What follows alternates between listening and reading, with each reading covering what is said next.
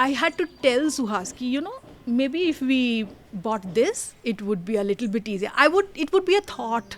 Suhas would buy it the same day or the next day. Our house was full of stuff. I lived in a very large apartment. It was full of stuff. This is one thing that I had with my wife, sort of agreement that, we don't really get to spend much time between Monday to Friday. And I needed to do well for myself because I needed to earn more money. And I was in HR, I was in staffing, so it's a front-facing role, right? You meet a lot of people through the day. I would go to the extent of, matching and color coordinating my attire. The shirt has to match with my socks, and then the shoes has to match with my belt. Back then, when they introduced Thar, I was among the first ones to go pick it up. I even picked up a Willys Jeep, which was, about 65, 70 years old. Just spending money, buying things, eating out, going for vacations, spending on yourself, buying lots of clothes. This was not it. I was going through that phase. I started to question myself. Ki if this is not it, then there must be something else, right? And that's when she also started getting herself more acquainted to craft. We had a son. There was a strong desire that my son should have everything that I didn't have. So when we were in the city, we were chasing the topmost school in the city. कि मेरे बेटे को वहीं पे जाना है, and all mothers are like that. सबसे अच्छा वाले school में we will send because we have the money. Why should we compromise? So we would go beg and plead to the principal and pay donation and put him in the best school possible. We did that for a few years, and I realized I'm not happy with the way the schools are running. I'm not happy with the way he has to mug up most of the... If there are days he only wants to read books, why not allow him to read books? If you're only interested in English, just study English. You could probably become the world's greatest author, right? Why do you have to study physics, chemistry and everything else? I asked Suhas, and Suhas said, no, everybody has to go to a school. So then slowly I had to introduce him. There are alternate lifestyles, people... experiment. Don't do to your son what has been done to you. So after some time he agreed. So I think unschooling Arav in many ways was unschooling myself as well, and same for Sunita as well. So we put him on the unschooling journey. We didn't want to force our views upon him. We wanted him to realize it on his own. I think when you give this freedom to children, you'll be surprised with the choices that they make. Because I think eventually those choices turn out to be the right ones for them. That's what happened with Arav. Although he had access to phones, laptops, iPad, and the internet, till date, he's 16 now. There's not been a single day where we have told him to study or we have told him to read something. It has all happened by him. It's through his own initiative.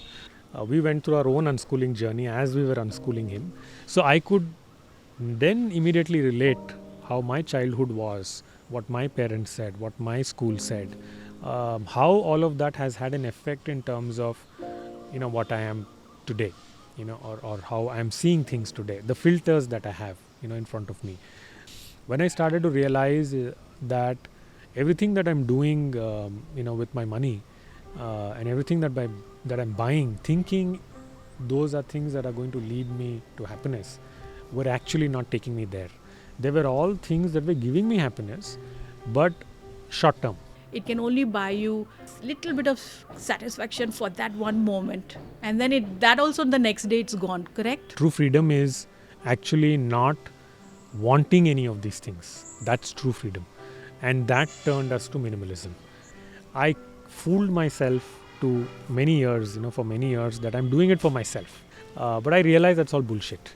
I'm in the end doing that to manage my exterior perception, what other people have about me. That's what I'm doing. Why am I doing that? Because then they treat me in a certain way, and that treatment that they give me makes me happy. It took me, I think, 2 months to sell all the stuff that was in my house, and for 1 year we lived a life of no TV, no fridge, no beds. We slept on the floor with chatai, mattress and all that. We got rid of all the helps. We started doing work ourselves. We started giving up this urge to buy anything new. So we started clearly differentiating between want and need, and getting clarity around what do we really need. We did this for over a year and we realized how little we need to be happy, not just survive, to be happy. The operating expense of a family was less than 10k. The money that was coming into my salary account was much more, many fold. There was really no place that we felt like spending, the money. It was all just going and sitting in one place, So obviously we invested in real estate, and that act as a safety net, for when we actually left our city and started to live off the grid. So after turning to minimalism, I think it was probably a year or year and a half. It was during this time that we also started to feel that we are not having any transaction with the city. We're not going out to eat, we're not buying things. Then the question started to come as to then why are we here? It's not making sense.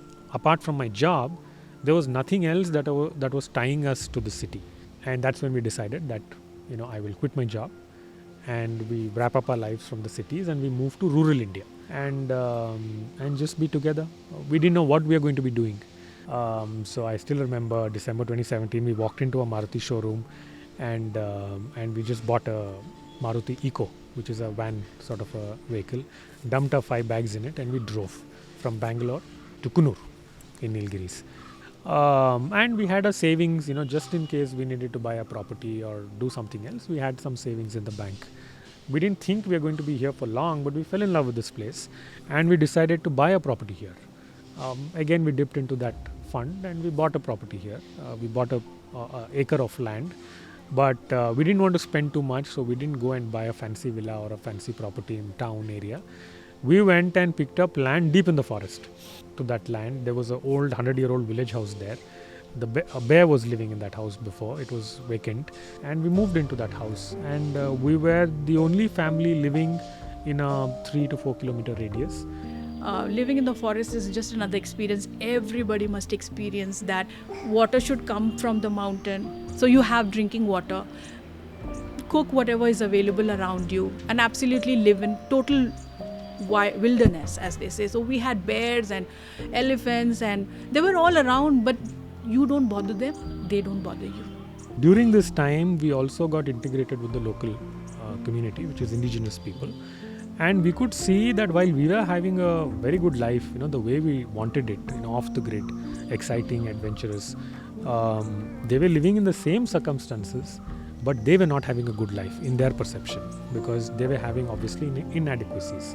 We had a fund that we could anytime dip into. We had this monthly rent that was giving us that stable flow of income. They didn't have either.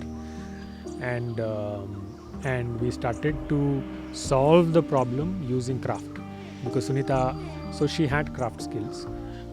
We said let's use craft and see if we can bring a change or drive a change to the women of the communities. We started working at home in my living space. The women came together, the women around me, and I started to teach them how to quilt. Of course, first generation, they absolutely had no idea about craft and all that, but they took to it very easily. And at one time, my women were not able to come to the resource center because they didn't have bus fare. And the bus fare is, how much? One way is 10 rupees. So these small things always stays with me, I'm giving you an example of how much it has changed. Like 10 rupees is important to me. We're building an ecosystem of 3 entities, which has an entity focusing, a not-for-profit entity focusing on upskilling and enabling these women. Then there is a for-profit entity that focuses on market linking. And then there is a producer-owned entity which does the production, which all these women own.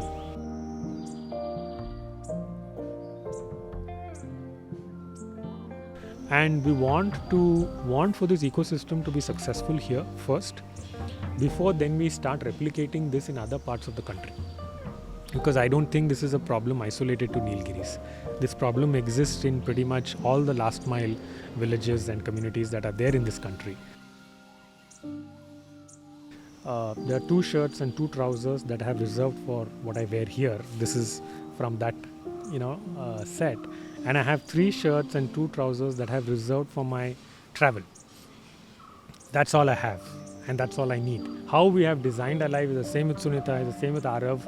Funny, Arav, I see Arav living the life that I lived in my childhood, but with a different perspective. I saw it as inadequacy, he sees it as freedom.